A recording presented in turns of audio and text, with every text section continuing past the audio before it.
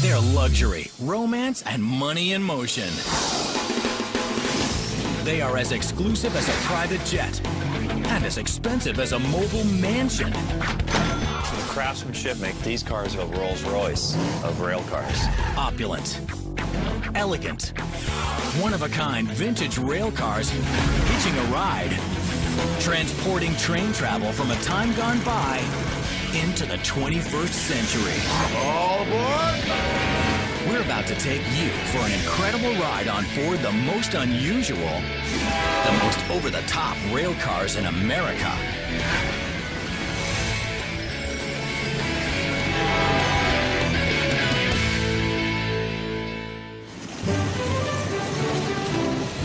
There's only one place on Earth where California, Utah, and Kansas come together. It's on the American Railway Explorer line. 3 custom cars, tricked out to be better today than the day they were built. I think that people will look at these cars and say, this is the way it should have been. Maybe it wasn't the way it ever was. They don't look like 1950, but boy, if you could have done it right, this is how they would have been. Jim Bain, president of the American Railway Explorer line, says the California, Utah, and Kansas first came together in Colorado, all from different railroads. They were used as part of the ski train through the Rockies. Today, the 3 cars look like a matching set, and they charter for thousands of dollars apiece. I don't think that you would ever notice that these 3 cars, the Utah, the California, and the Kansas, would have fit together at all. The California domed car originally ran from Chicago to Seattle on the Northern Pacific Railway. The Kansas was the private car of the president of the Rio Grande Railroad. And the Utah, originally built in 1948, was a coach car for the Rock Island Railroad. Later, it sold to the Casablanca Ceiling Fan Company and was converted into a traveling showroom. You can imagine there were ceiling fans throughout this car. It's kind of scary for tall people. It traveled the country showing off their product line. When we acquired it, we converted it into this beautiful lounge car. This is how the Utah used to look. And this is how it's been reconfigured today. More than $500,000 later. Well, we ripped out everything. Took it down to its bare walls and then started laying in all this nice mahogany. And the ceiling was reconfigured to be like this with these little drop panels above. And all the mechanical systems were renewed, too. We built in the bar down at the other end, too. It didn't have a bar before. And Jim says no matter where the train tracks lead the Utah, its bar is now called Best bar in town. The Utah, along with the California and the Kansas, now look like they were made for each other. And that's all by design. There was a great deal of influence from the Orient Express. Owner had gone over and had ridden the Orient Express and came back with a vision of how he wanted these cars to be. So we created cars that looked like the Orient Express, but in America. There was only one person who could make that happen. Mr. James Park of London was involved with the renovation of the Venice-Simplon Orient Express train, and so we had him come over and he did the architecture for these cars. All 3 cars are decked out in deep, dark mahogany, accented with a bird's eye maple. A rare combination that you may not be able to find anywhere else. We take a lot of pride in that. The woods, as we understand now, would be almost impossible to get because the hardwoods are so hard to find anymore. Even the partition doors that separate the sleepers in the California are made out of mahogany. Beautiful and still functional. One of the great things about these suites in the California car, they're master suites, this wall can be moved back and folded away to create a much larger room. This bed would fold down, and this bed actually drops down out of the ceiling, so you'd sleep 4 people in this room. the wood is only part of the Orient Express package. No detail was left undone. Everything is patterned after the original. All these carpets and the fabrics here were all imported from Holland. It's mohair, and it's the same type that they use in a Rolls-Royce. The carpets themselves were specially woven for us with a pattern that we designed in England and brought over. There are even real pieces of the Orient Express on board. The draperies, these little table lamps were all from the Orient Express as well, so it emulates it quite well. They may look like sisters, but they are definitely not identical triplets. The California could be the prettiest of the three. It sleeps 16 and has a dome like no other private car on the tracks today. There's several of them that run across the nation, but ours is the prettiest.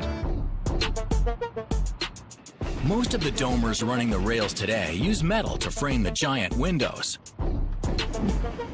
The California is carved wood. Woodworkers are amazing to me. I mean, how they can create something like this. And it wasn't really bent wood, they were carved pieces of wood. So you start with a very large piece and carve it down into just the curve that you need here.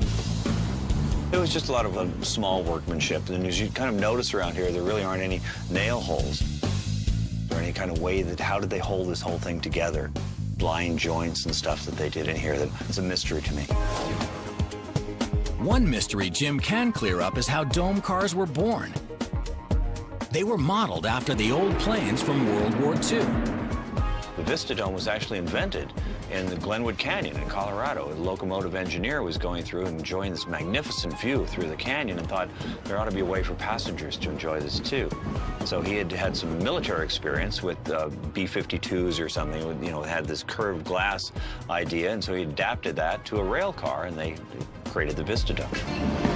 The California has the best view. The Utah is the party car. But the Kansas has a platform where the rich and famous have stood. In 1996, the World Economic Summit came to Denver, and so they were looking for something to do with the spouses of the world leaders. And we were chosen to take them up to Winter Park for a luncheon. So all the first ladies, and one of those being Hillary Clinton. We've also had Neil Young, Seal, and a few other stars on the train, too. These three fabulous cars are all stars in their own right. Heavenly works of art, with the devil in the detail. One of the great details of the cars is exquisite marquetry work that they did. These are inlaid pieces of wood that were all done in England. This is the Surgo lily, which is the state flower for Utah, which is this car that we're in. The other cars, the California has the poppy, Kansas has the sunflower. The Kansas also has tulips lighting up the lounge. And etched in the glass. One more little thing about these cars that helps us remember the elegance of the past and sets a new standard for excellence. We think that the craftsmanship and the woodwork and all the little details make these cars are more like a Rolls-Royce of rail cars. The California Zephyr is a picture postcard in motion. At sunset, the glass Vista domes serve as a canopy to a kaleidoscope sky. Colors explode as the sleek silver cars streak down the California coastline. But the Zephyr first hit the rails in the days of black and white, back in 1948. Like Old Man River itself, the California Zephyr keeps rolling along. It was the missing link between East and West. The California Zephyr ran from the San Francisco Bay to Chicago.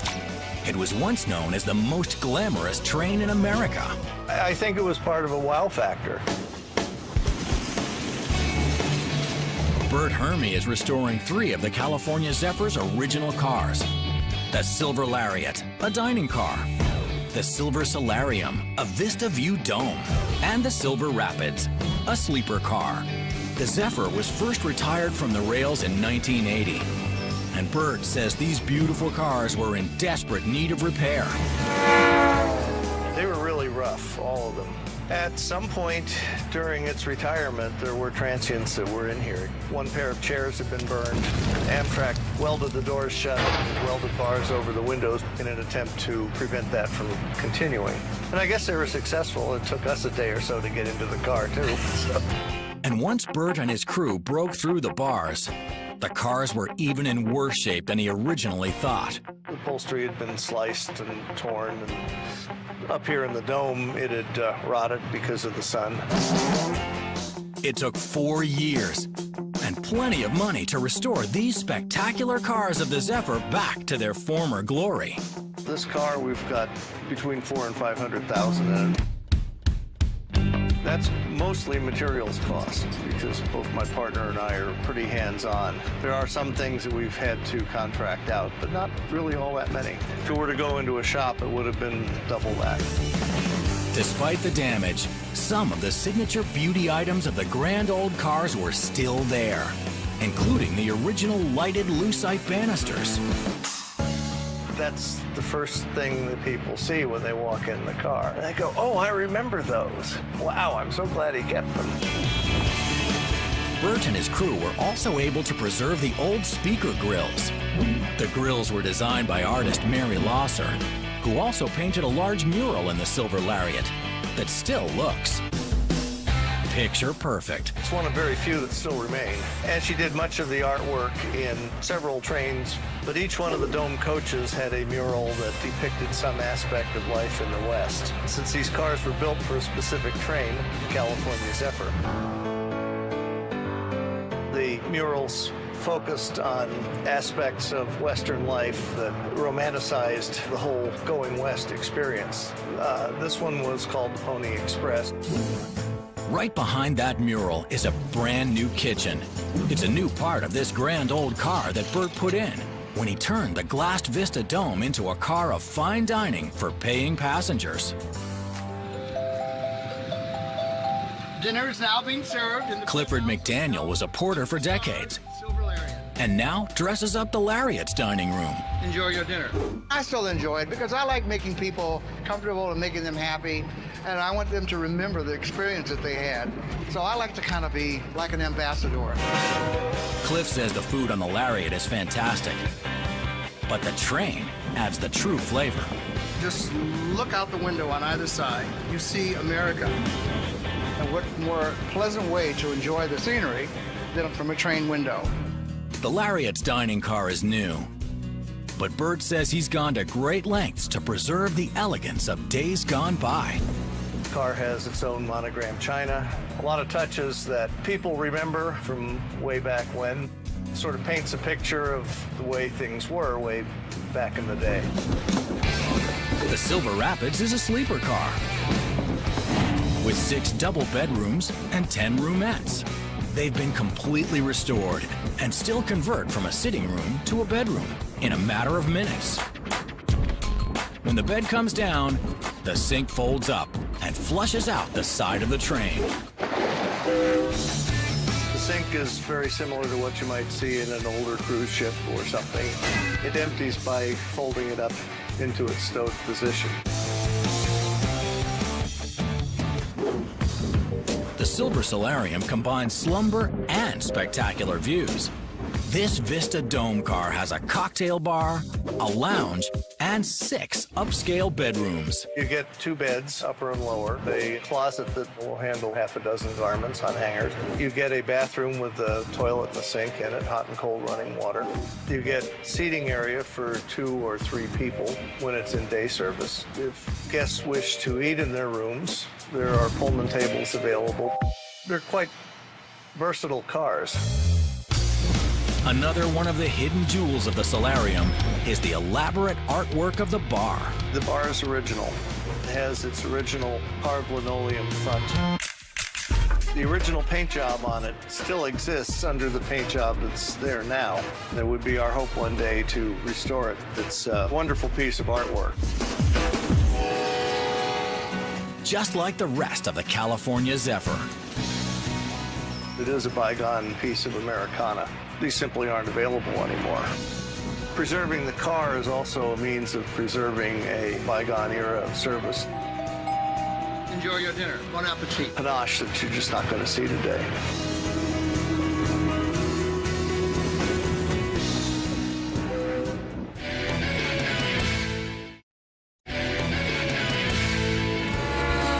For most people, owning one expensive private rail car is plenty. But for owner Patrick Henry, railroad cars are a little like potato chips. He couldn't have just one. I had the opportunity to purchase a train car, and I basically lost my head. Patrick not only lost his head, but also his heart to these two beautiful rail cars. I was going to buy one car and I ended up buying two cars. Today, those cars are known as the Evelyn Henry, named after Patrick Henry's mother, and the Warren R. Henry, in memory of his father. Well, my father was a railroad man for 41 years on the Santa Fe Railroad, and that's where I fell in love with trains. He would always take us on his inspection trips, and we'd get to do the fine dining, and I was so fortunate when I was a child, I traveled on the back of trains for almost, it seemed like every summer. Now, Patrick can relive those summertime trips aboard his very own matching pair of tricked-out rail cars. A passion that Patrick shares with his friends and family that come aboard. The elegant interior of the Warren R. Henry Dome car was inspired by legendary architect Frank Lloyd Wright and originally completed in 1955. Packed inside is a full kitchen, dining room, and a spacious lounge on the main level. Upstairs flashes with snapshots of America zooming by. Here, in the main dining room, the car's pampered passengers can take their meals in high style while bathing in the soothing glow of this massive, one-of-a-kind lighting fixture. I think a lot of people, when they first come on board, is they don't understand just how elegant these train cars can be.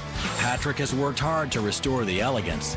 This picture shows the beautiful dining room table was missing when he first got the Warren Henry. So I went and researched where the table was. And he eventually found it, collecting dust in a Seattle garage. I brought it back to what it should have looked like originally when it was built. The nearby glass-fronted china cabinets feature doors adorned with stunning leaded glass that match the opulent overhead lighting fixture. In this cabinet here, we house all of our signature glassware.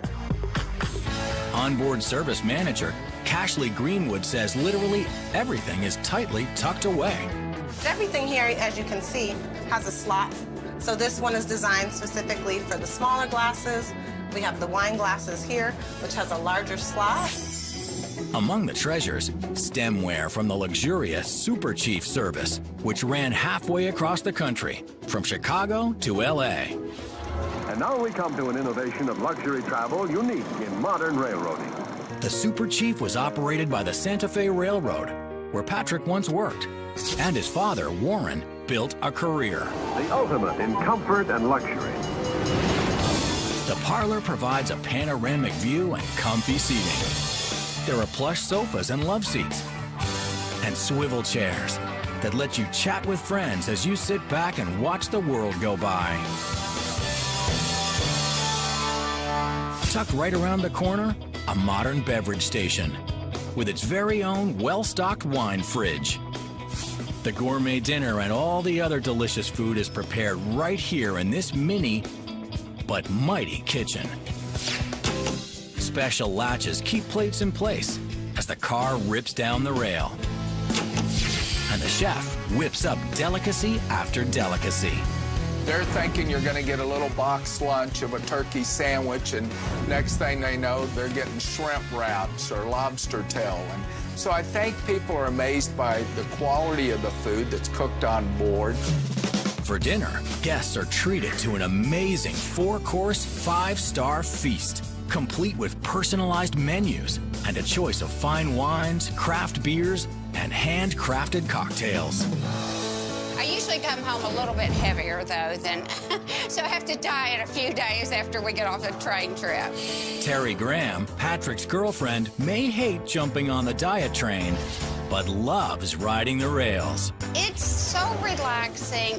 I'm used to doing air travel because I'm a flight attendant.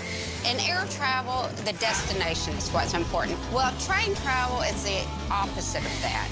You don't really care about the destination.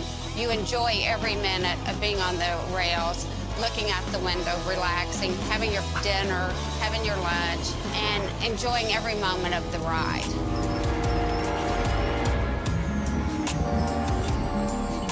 And when it's finally time to turn in, Terry and the other guests make their way to the Evelyn Henry.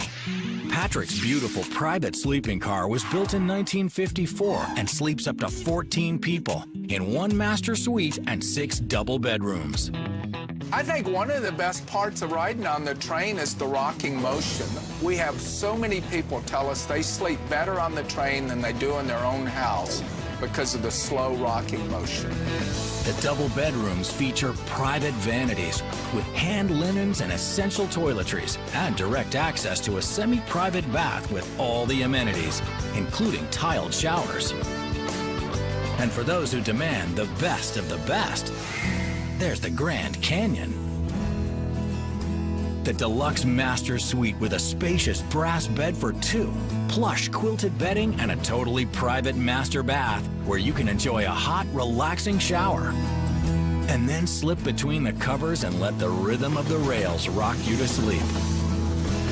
It's the one time that you get away from all the problems, all the challenges, is when you get on a train and you wake up in the morning to the smell of bacon and the sleeper. It's the one time that you just really get to enjoy yourself and see America like no one else can.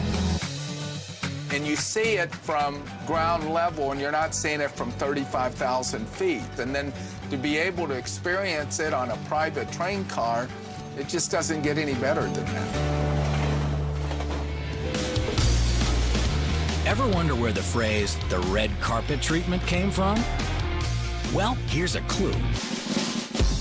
The 20th Century Limited train line was the first to roll it out in 1938. The royal red carpet stretched the length of a football field, from the engine room to the observation car, and hosted the most famous feat of its day. The 20th Century Limited was the most famous train in the world because it operated on a very, very fast schedule between New York and Chicago. So it carried all the movie stars, corporate executives, money moguls. From there, people would get on the Super Chief and go to L.A. The 20th Century Limited was not only used by movie stars, it was used in the Hitchcock thriller North by Northwest with Eva Marie Saint and Cary Grant. But this so-called Train to the Tycoon's most famous role was as America's first unofficial bullet train. We're going 90 miles an hour. Remember, automobiles didn't travel with that speed on interstate highways. They were traveling on 2-lane roads throughout the United States at probably 50 miles an hour or so. So this was fast. Raymond Klaus now owns the company which manages the Hickory Creek. A car from the 20th Century Limited line customized by revolutionary designer Henry Dreyfuss. Henry Dreyfuss designed everything from matchbook covers to advertisements to furnishings, blankets, special silverware design. Henry Dreyfuss designs are a part of America's fabric. They include telephones, vacuum cleaners, thermostats, the Polaroid camera, and even a steam iron that, not surprisingly, looks like a locomotive. Henry Dreyfuss designed a streamlined steam locomotive, which was the Hudson style, one of the most famous engines on the New York Central Railroad. The unique thing about this car is the Dreyfuss furniture layout. Dreyfuss wanted to bring in that New York club atmosphere into his equipment. That warm feeling. He wanted to use earth tones. Wanted his people to feel very comfortable in the environment that he recreated in these cars. All of Dreyfuss's genius was almost destroyed in 1967 when the Hickory was sold. The grand old car had been reconfigured, then gutted by the time Raymond rescued it in 1992. You can see from the outline on the floor where the old rooms had been. The car was on the scrap line at Palmetto, Florida. They really didn't care about it anymore, and the vandals got to it, and they stole things out of the inside of the car, and they graffitied up the inside of the car and broke windows. I remember looking at the car and saying to my father, "You're nuts. You cannot restore this. It should be razor blades." Raymond's son Scott tried to talk his dad out of restoring the Hickory Creek, but soon found it would become a family project. In fact, Scott did a lot of the electrical work himself. A lot of sweat, a lot of blood, busted knuckles, and memories rebuilding that car. The car was in unbelievable condition. There were no windows in it. The outside of the body was rotted out. The trucks were in terrible condition. The floor pan was completely rotted through. We had to go to the Pullman archives and find all the original drawings so we could rebuild the car back to its original specifications. It was a monumental task. It took a lot of dedication. It took a lot of engineering. It took a lot of research to get it to the point where it is today. Reproducing the ventilation grills alone cost close to $60,000. And the total restoration took more than 5 years. Raymond and his team brought the Hickory Creek back to her glory days and beyond. The car was originally designed as a lounge buffet car, so it was only used for drinks and maybe some hors d'oeuvres and things like that. And then people would come back here traditionally, listen to the radio, have a smoke, a game of cards with their friends, and enjoy the scenery. This proud piece of the 20th Century Limited line is now ready to ride into the 21st century. The car is currently Amtrak certified for 110 miles an hour, and we've reached that speed of 110 miles an hour with this car. Getting the Hickory back on track was a haul, but for Raymond Klaus and his family, it was a labor of love. A lot of people have asked me, why did you spend 5 years of your life taking a car that was ready to go to the scrap heap and bring it back? It's a very unique and very historic piece of railroad equipment. I never had a chance to ride the 20th Century Limited. My sons never had a chance to ride the 20th Century Limited, and both my sons have worked on this piece of equipment with me. So it gives me great pride to have my family involved. It's probably the most famous lightweight passenger car in the world right now because it did operate on the most famous train in the world. It's a great way to see America.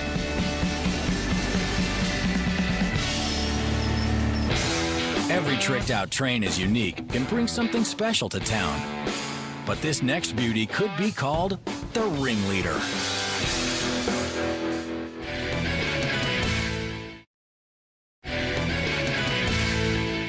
Ladies and gentlemen, children of all ages, step right up to the greatest show unearthed. It's the private, opulent, luxury train car that John Ringling rode when the most famous circus in the world came to town. John Ringling was one of 4 other brothers that created the great entertainment empire, the Ringling Brothers Circus. Deborah Walk, curator of the Circus Museum, says this spectacular car was a huge step up from the wagon train days of the greatest show on earth. It's very hard for us to appreciate the event of the circus coming to town. Basically, at the turn of 1900, we had 3 major holidays: Christmas, the 4th of July, and when the circus came to town. The 79-foot-long, 65-ton Pullman car is named the Wisconsin, after the Ringlings' home state. John Ringling was the advance person. He would make sure all the contracts were in line so that when the show came to town, there was no doubt, no problem. John and his wife Mabel used the lavish rail car to travel across the country from 1905 to 1916. This was his car. It wasn't owned by the circus. The Wisconsin is a picture of elegance and design. John Ringling hand-picked everything inside, from the rich inlaid mahogany walls to the ornate moldings, to the detailed stained glass windows, even the gold leaf trimmed ceilings. And the cast iron kitchen was state-of-the-art for its time. But this grand old car was more than just derailed after John Ringling sold it in 1916. It was nearly destroyed, and Deborah Walk took a video camera on board to document the damage. This is the dining room, all original. This wonderful Fabergé jewel of a car was used as a fishing camp in Moores Head City, North Carolina. Thankfully, the car was saved just in the nick of time. We had water damage in this part? Yeah, and that's why this has not been worked on at all. It's because they were afraid it was going to drop and we would lose all the decorative work. Just imagine, if you can, these walls painted a white, 7 layers of paint on it. When I came in for the first time, it was all boarded up, so you couldn't see anything. And this was the only piece of the work that was available to look at. You couldn't see anything of this beautiful mahogany except for the one piece of marquetry, which is over my shoulder. But that patch of mahogany heaven was just enough to keep hope alive that the Wisconsin could be saved. But it wasn't just the walls. These beautiful ceilings were also smothered in thick white paint. And so the ceilings were sanded down very carefully, just like in the tree rings, going back, looking at the different colors, getting to the gesso stage and realize the next paint up was the color that the ceilings were originally done. When we got that work done, then we brought it here to the Ringling Museum. And that was a process in itself, because we're in a building. 180 feet of rail had to be laid to bring the car from the outside inside. Once inside the Ringling Museum in Sarasota, Florida, there was no turning back. I walked in and realized that in spite of the lime green shag carpet, that this was a project that had to be taken on. Isn't this beautiful? It just exudes 2 people, John and Mabel Ringling. More than $400,000 was spent to bring the Wisconsin back to life. The restoration was meticulous in detail and history. We were able to get the blueprints. We were able to find builders' photos. The beautiful, detailed moldings on either side of the ceiling had been cut in half. A team of artists hand-made special resin molds to magically piece them back together. But they might have had a little help from above. I really do think that the Ringlings are looking down over our shoulder, because even though they destroyed all of the medallions going through the car, we had a left and we had a right, and so that we could put the medallions back together again. The crew that meticulously put the Wisconsin back together left no detail undone, right down to the carpet. The rug you will see is a reproduction that was made by the same company in England, the Wilton Company. And so we were able to find a 1909 carpet sample, of all places, eBay, and be able to have it rewoven to give this real sense of warmth and color that the car has. With all that's been done, it's safe to say, bringing the Wisconsin back to life has been more work than, well, a 3-ring circus. I think one other thing that everyone needs to know about this car is that about 80% of what you see here is original. Incredible, a car over 100 years old. We're only missing one window piece. Incredible statement of how this was just meant to be restored.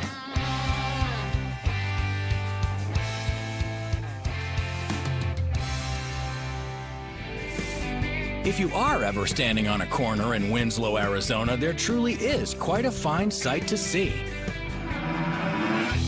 It's not a girl in a flatbed Ford. It's a private rail car named the Louis Sockalexus. They say the first time is always special, and this was the first car. It's got a lot of history. I mean, I watched my kids grow up as we built the car, so it does have a lot of special meaning to me. Mike Solwitz is a doctor, but he's the first one to tell you he should have had his head examined for buying the Sockalexus. I bought it because I was ignorant.